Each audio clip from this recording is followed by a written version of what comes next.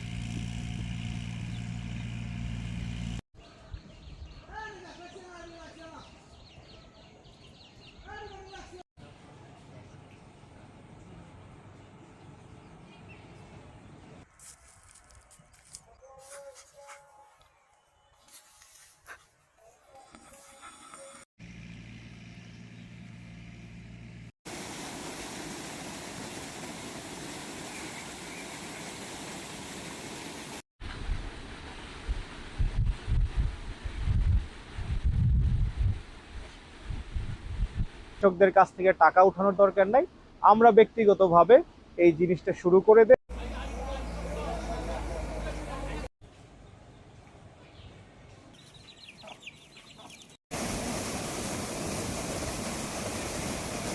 পানির জন্য কাজ করতে পারি না স্কিমে, এখন এটা জানতে পারে কাইকেও সাহেব, জানার পর আমরা কাইকেও সাহেব সবকিছু ফ্রি করে দিছে।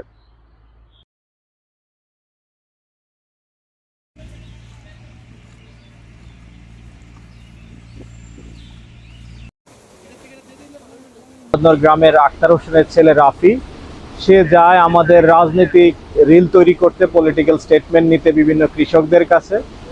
তখন সে আমাকে জানায় যে এখানে কৃষকদের পানির ব্যবস্থা নাই, ওদের এই বছরে এর স্কিম হয় নাই এবং পুরো প্রজেক্টটা বন্ধ আছে এবং কৃষকরা খুব খারাপ অবস্থায় আছে।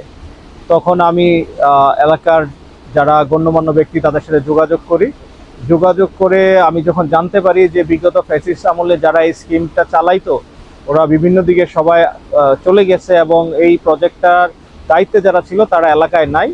তো এখন যে সমস্যাটা, তখন ওরা বললো যে নর্মালি কি হয় যে এর স্কিমের জন্য কৃষকরাই টাকা দেয় এবং ওই টাকার অংশ থেকেই এই স্কিমের ইলেকট্রিক বিল, মোটর ভাড়া এবং সব কাজ করে।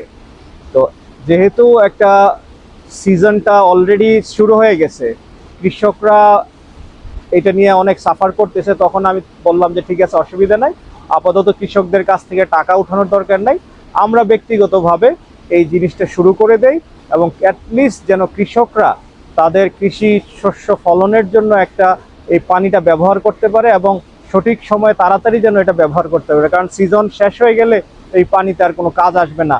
কৃষকদের সাথে আমাদের একটা বিএনপির একটা আলাদা সম্পর্ক আছে, যে সম্পর্কের শহীদ জিয়াউর রহমান খাল কেটে করে গেছেন। তো আমরা যখনই কৃষকদের কোনো সমস্যা শুনি, আমরা যারা বিএনপি করি তাদের মাথায় সেই জিয়াউর রহমানের যে উদ্যোগটা, ওইটা আমাদের মাথায় চলে আসে।